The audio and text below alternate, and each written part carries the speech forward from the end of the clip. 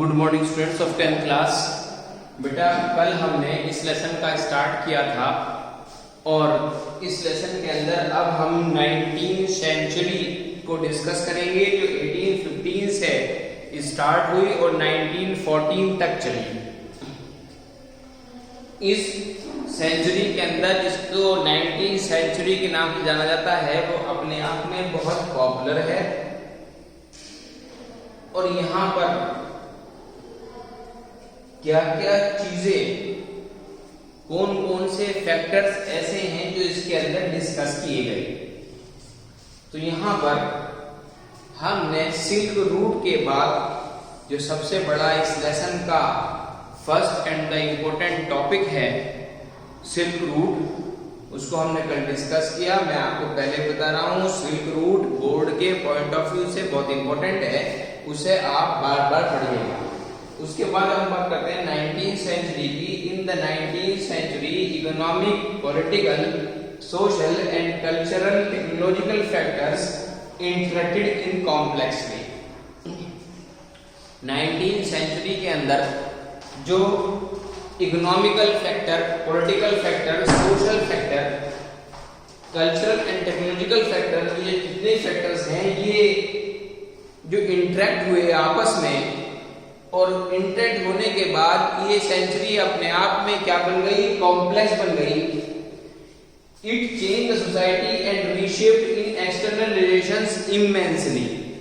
और उसने कहा है कि जब इन सारे फैक्टर्स के अंदर बदलाव आया तो उसने सोसाइटी को चेंज कर दिया और उसे एक नया शेप दिया, एक नया साइज दिया जो एक्सटर्नल रिलेशंस को डेवलप करने का था। एकदम इनके अंदर बदलाव होने से, economic, social, political, cultural, technological बदलाव होने से एकदम जो हमारे 19th सेंचुरी के अंदर बदलाव आया, उस बदलाव से हमारी सोसाइटी का बदलाव हुआ, हमारे सोसाइटी को एक नई शेप, नई डायरेक्शन मिली और उसका बेनिफिट क्या हुआ कि एक्सटर्नल रिलेशंस एस्टेब्लिश हो गई।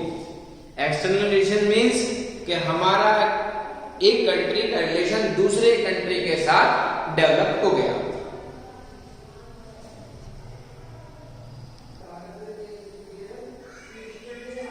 Some economists identify 3 types of movements.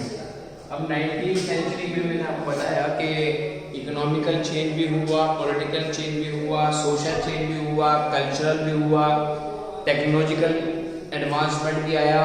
यानी कि इनकी इन सब फील्ड के अंदर चेंज होने से हमें, हमारे कंट्री को एक नया रास्ता मिला एक्सटर्नल अफेयर्स का, दूसरे कंट्री के साथ रिलेशन एस्टेब्लिश करने का।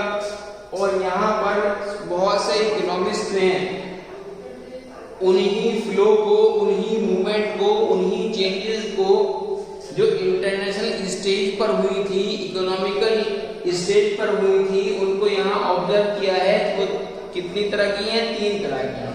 पहला क्या ऑब्जर्व किया है?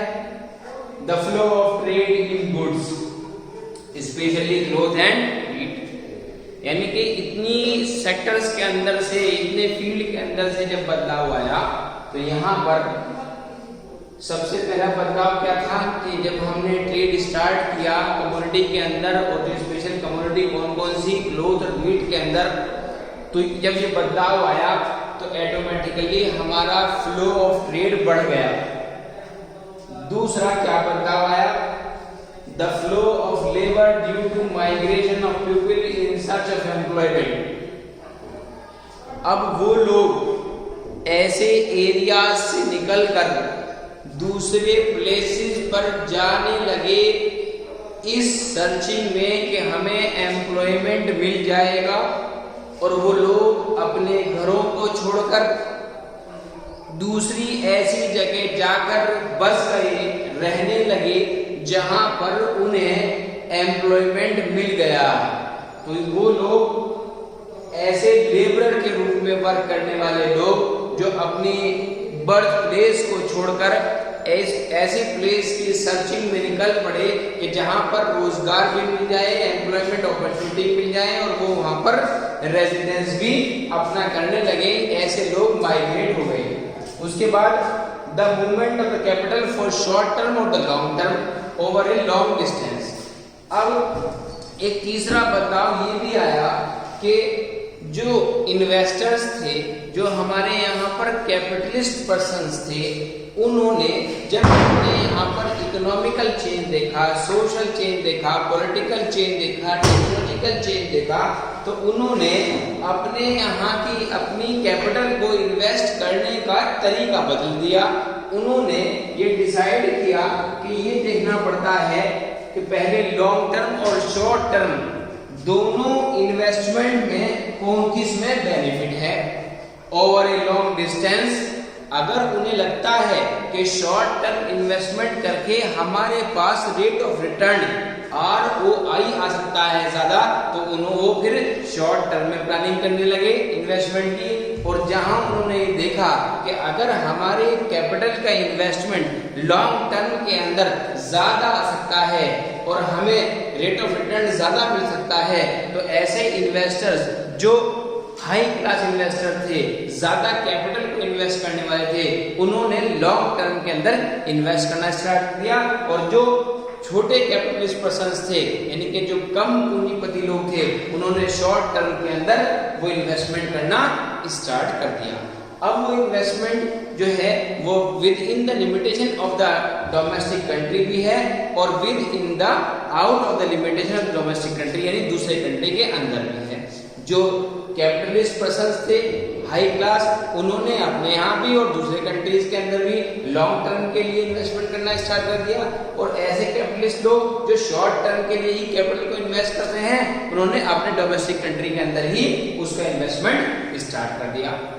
तो यहाँ पर इकोनॉमिकल चेंज होने से, पॉलिटिकल सब चीजों के टेक्नोलॉजिकल चेंज होने से ये तीन बदलाव जो हैं वो हमारे यहाँ के इकोनॉमिस्ट ने आइडेंटिफाई किए हैं कि उनके चेंज होने से ये तीन बदलाव हमारे यहाँ पर पॉसिबल हो पाए हैं। अब हम नेक्स्ट टॉपिक है वो कल